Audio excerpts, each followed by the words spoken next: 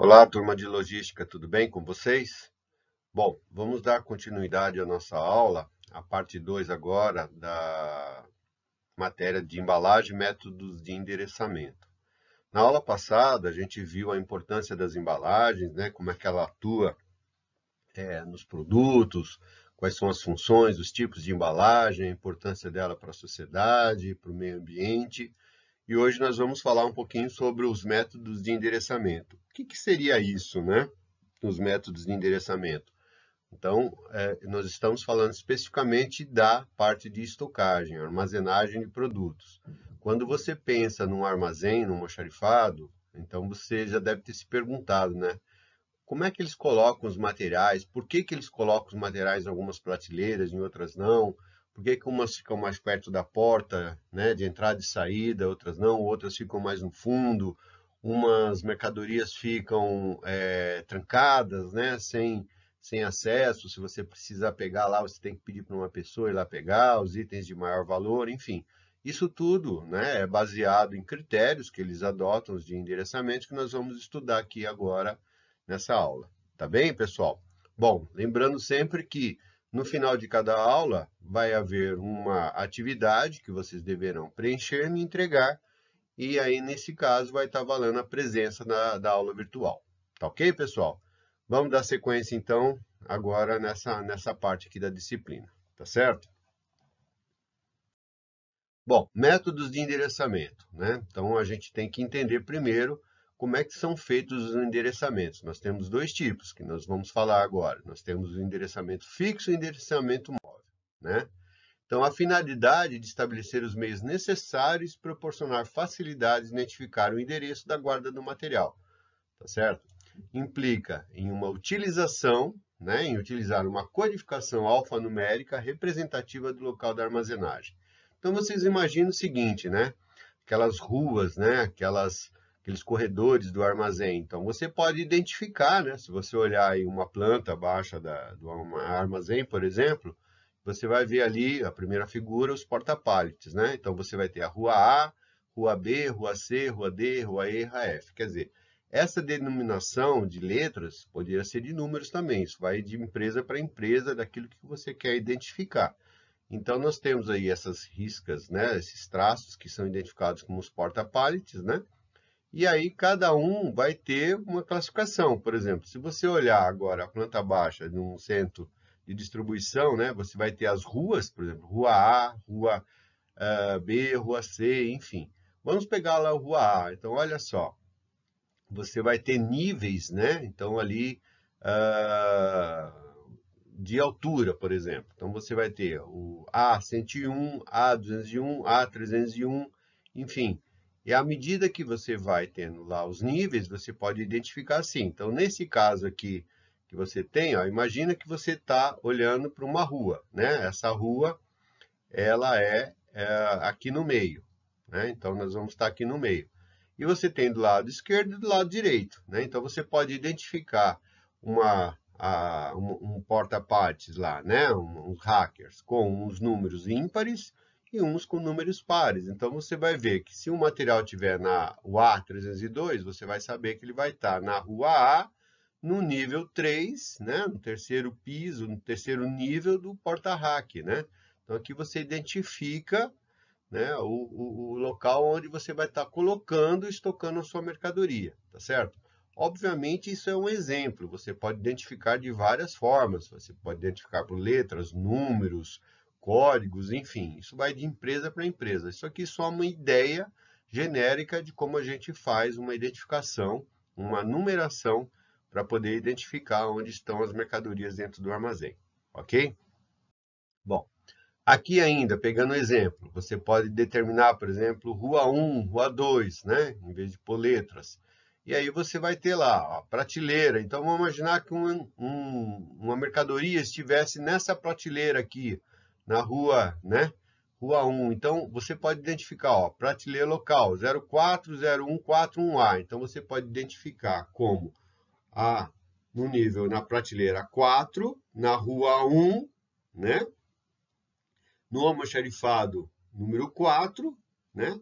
Na parte 1A, por exemplo. Então, você identifica a mercadoria aqui, né? E assim por diante. Então, você vai ter, em cada local onde você tem uma mercadoria, você pode identificar a sua,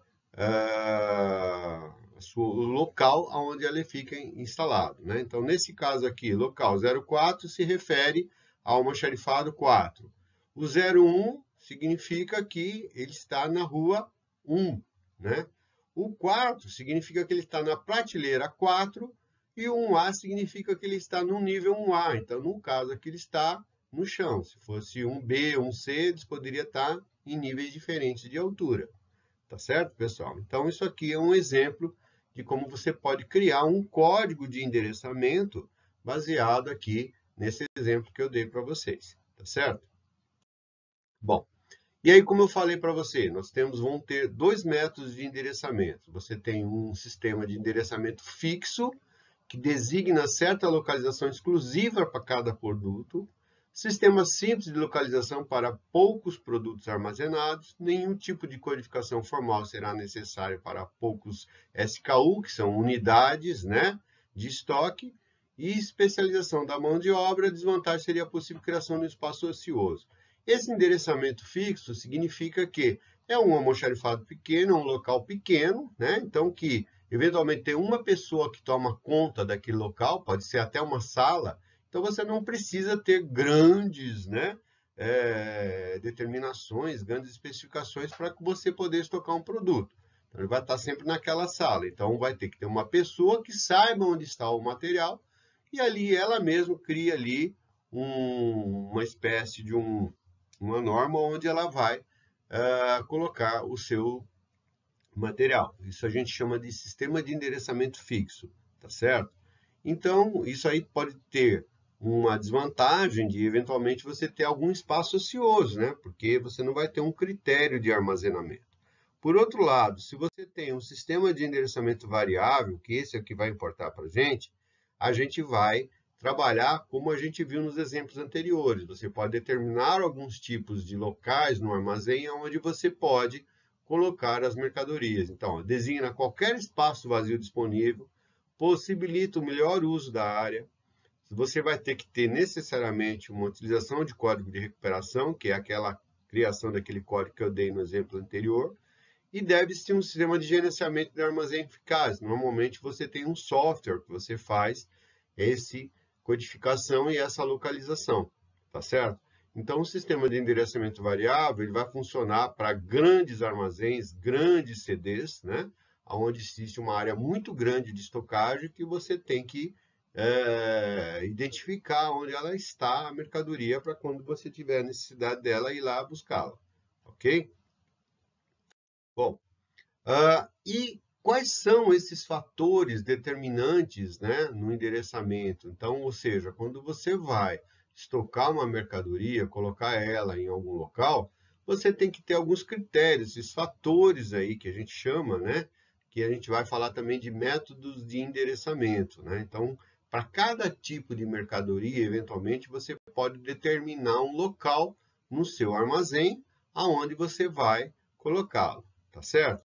Então, vamos lá.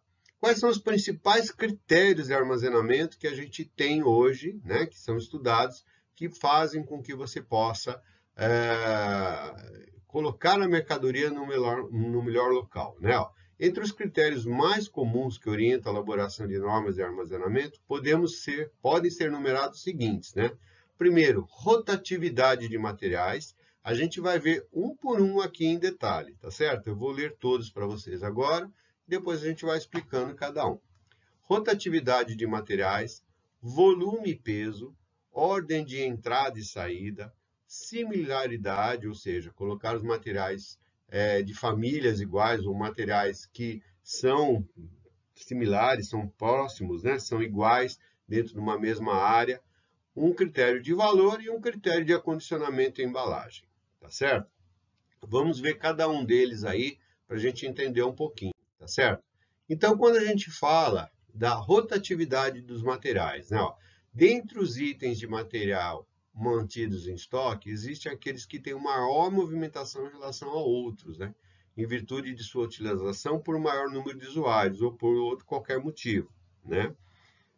A esses materiais que entram e saem com maior frequência, deve ser dado um tratamento específico em relação à localização do armazém, ou seja, armazená-lo nas proximidades das portas, no setor expedição, embalagem e picking. Então, ou seja, quando você tem um item, né, um material que você tem uma grande utilização, ou seja, uma movimentação maior em relação aos outros, o que é o ideal que você faça? É colocar esses materiais mais próximos das áreas de entrada e saída. Por quê? Porque você vai evitar de fazer deslocamentos desnecessários até buscar essa mercadoria. Imagina se você tem um armazém aí de 10 mil metros. Você não vai colocar no fundo do armazém um material que você usa todo dia, que tem todo mundo requisitando lá. Vou pegar um exemplo, vamos pegar EPI, por exemplo. Luva, capacete, eventualmente o pessoal está sempre trocando, né? Máscaras, eventualmente nas empresas. Você vai ter que deixar esses materiais ali próximo da onde você fica, ou seja, para onde você vai ter que dar esse material, o requisitante vem e vai pegar esse material, ou seja, então com maior rotatividade. Então você não vai ter que ir lá no fundo do armazém buscar, ou se for uma mercadoria, ou se for uma matéria-prima que sempre utiliza, você tem que deixar lá mais na porta, né, onde você vai ter movimentação. Isso vai fazer com que você diminua a movimentação, diminua o risco de danos, você vai ter um menor esforço físico do operador, enfim. Então, a vantagem é você deixar essas mercadorias de maior rotatividade próximas dos locais de entrada e saída do armazém. Perfeito, pessoal? Um outro critério que sempre é adotado, né? Mas ainda, desculpa, vamos voltar a falar as vantagens, né? Que eu já tinha comentado, né?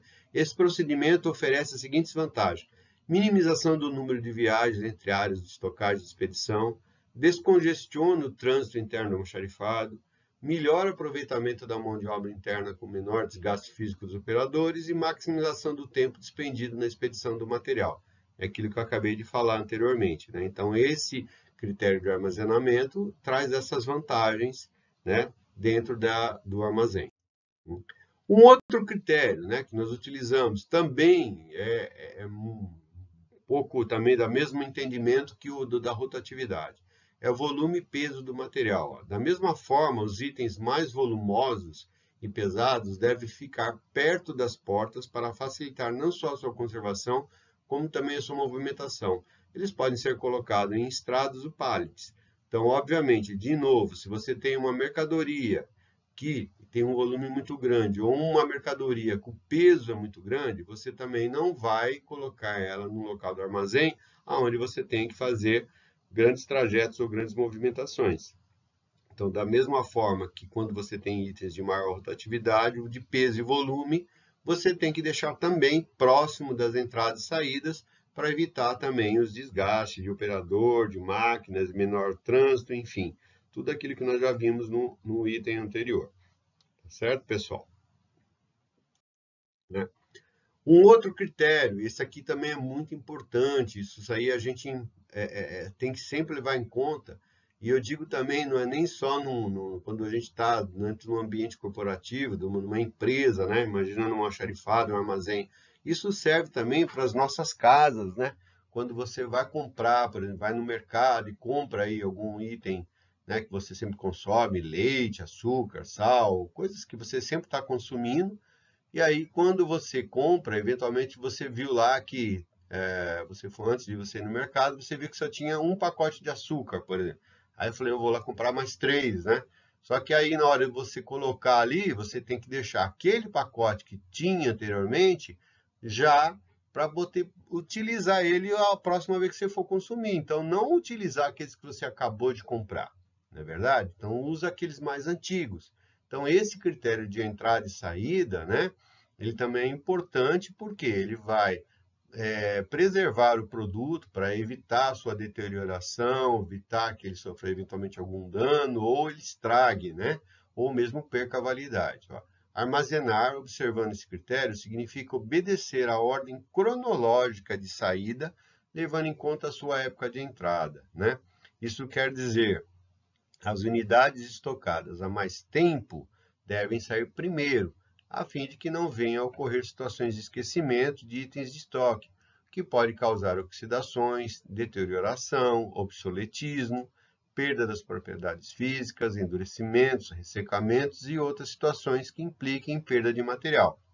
Fundamental no armazenamento de medicamentos e alimentos, o sistema FIFO, que é as iniciais da palavra inglesa que significa da expressão first in, first out, que significa o primeiro que entra é o primeiro que sai, tá certo? Então, sempre os de utilizar esse critério de entrada e saída, né, dos itens mais antigos, aqueles primeiros que entraram, eles têm que ser os primeiros que vão sair, tá certo, pessoal? Então, isso é muito feito nos armazéns, almoxarifados, exatamente para evitar todos esses problemas que estão relacionados aí no slide.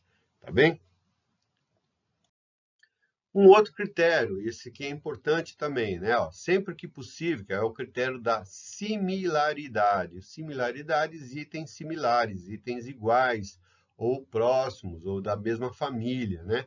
Sempre que possível, os materiais devem ser armazenados considerando a sua similaridade com outros itens, que pode ser feito mais facilmente com o auxílio de catálogo de materiais. O agrupamento de materiais que apresentam características físicas, aplicações ou naturezas semelhantes em locais adjacentes facilita a sua localização, a movimentação e até a sua contagem. Então, pessoal, vocês imaginam, então, num almoxarifado, num armazém que você está lá estocando, por exemplo, itens de materiais elétricos. Então, normalmente ficam tudo no mesmo corredor, os itens de cabos, fusíveis, lâmpadas, né, contatores, enfim, itens que são da mesma família, que têm uma mesma utilização, né, isso eu estou falando em nível de almoxarifado. Então, por exemplo, você tem lá a parte de parafusos, né, arruelas, pregos, então normalmente sempre ficam todos no mesmo parte do armazém, né, no mesmo corredor, na mesma prateleira.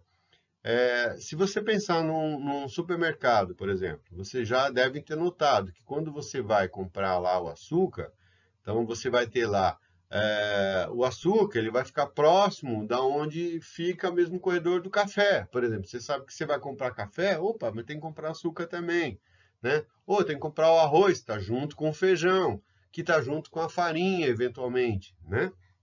Então, são critérios que o pessoal coloca para facilitar a sua localização e a sua identificação, tá certo? Então, esse critério é muito importante também. Então, você pode utilizar esse critério de similaridade dentro da sua área de estocagem, tá certo? Um outro critério, pessoal, é o de valor de material, né? O valor do material, então, ou seja, o valor financeiro que um determinado material representa para o estoque define a sua forma de armazenamento. Ó. As regras não diferem muito daquelas adotadas para os demais itens, porém, deve-se destacar que o local deve ser apropriado e proporcionar uma maior condição de segurança. Para os controles de estoque que utilizam o método denominados ABC ou curva ABC, podemos adiantar que os itens de materiais aqui tratados integram a letra A. Então, vamos por partes, né? O valor do material. Você tem, eventualmente, no seu armazém, no seu depósito, no seu CD, itens de maior valor. Esses itens de maior valor, obviamente, eles não podem ficar em áreas que têm uma grande circulação, que não tenha vigilância. Por quê? Porque eles estão suscetíveis a roubos, né? A furtos. Então, o ideal, quando você tem um item que é de valor significativo, que possa, né, ser suscetível de furtos e roubos, que ele fique numa área vigiada ou mesmo numa área trancada, restrita, então que poucas pessoas possam acessar essa área e que tenham, né, obviamente, autoridade e autorização para poder entrar nessas áreas. Então, normalmente são áreas que tenham, por exemplo, são fechadas, né, são trancadas, lacradas, e que algumas pessoas só que podem entrar para poder manusear esses produtos, né?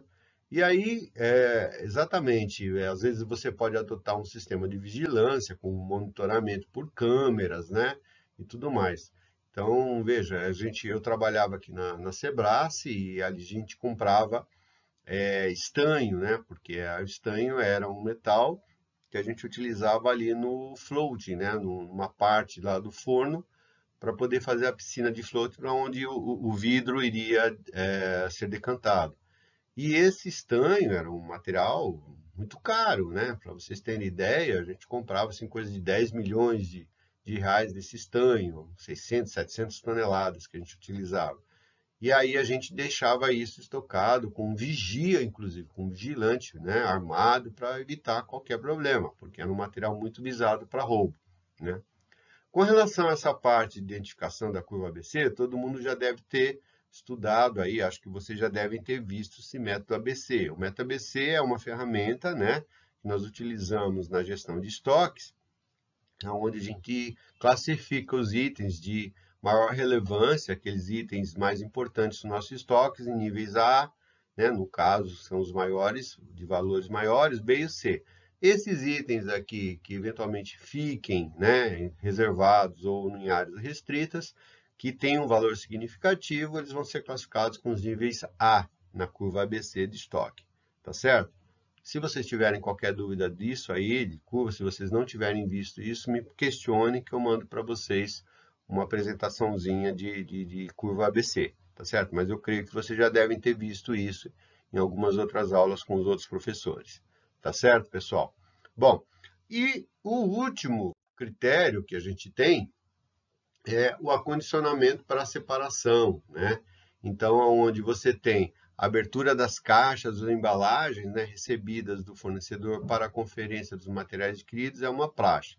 Porém, depois disso, deve-se lacrá-las novamente com aproveitamento da própria embalagem. Evidentemente, só se deve deixar desembalado o contingente de unidades necessárias à entrega do período.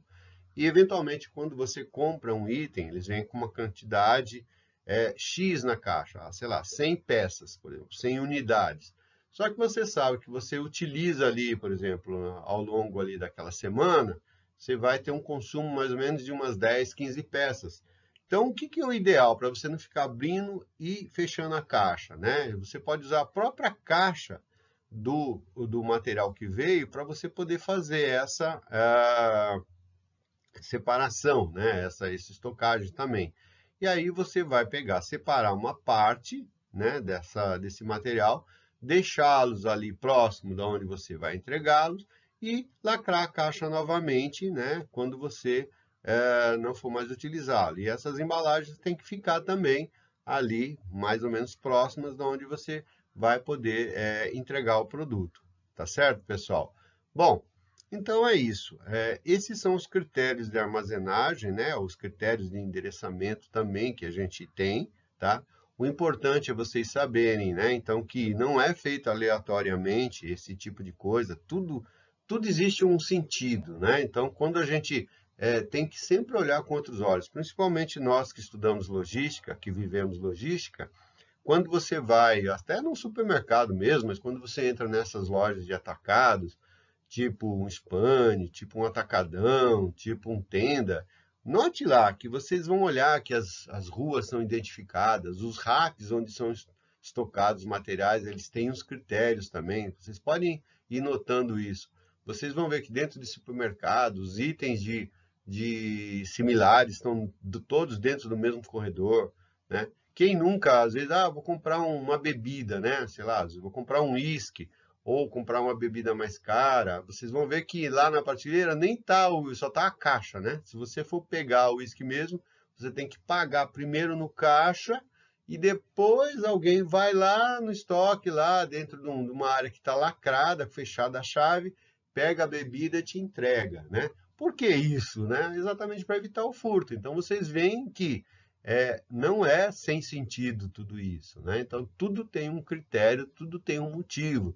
E é importante a gente saber, então, como funciona isso, principalmente na questão da logística. Tá bom, pessoal? Bom, então é isso. Eu espero que vocês tenham gostado da aula hoje. Foi uma aula um pouco mais rápida, né? Para a gente poder estar também não se alongando muito, né? As aulas não ficarem muito pesadas. Então, nossas aulas vão ser aí uma média mais ou menos de meia hora cada uma. Eu estou tentando fazer isso para não ficar tão cansativo para vocês também, tá certo? E para os arquivos não ficar muito pesados para serem baixados, apesar que as aulas ficam gravadas, vocês podem assistir. E qualquer dúvida que vocês tiverem, qualquer problema, vocês podem entrar em contato comigo por e-mail, por WhatsApp, que que eu vou ter o maior prazer em responder para vocês. E lembrando de novo, pessoal, é importante vocês fazerem as atividades. No final de cada aula, sempre tem uma atividade para vocês responderem. Ela vale presença na aula virtual e vale nota também. Então, vocês têm que deixar isso, tem que ser criterioso e entregar dentro do prazo. Porque muitas vezes, eu não sei se vocês estão acompanhando ou não, então vocês vão acabar ficando com falta se vocês não entregarem dentro do prazo as atividades que são enviadas para vocês. Tá bem? Bom, então por enquanto é só. Obrigado, né? Fiquem com Deus aí. Até a próxima aula, pessoal. Tudo de bom para vocês.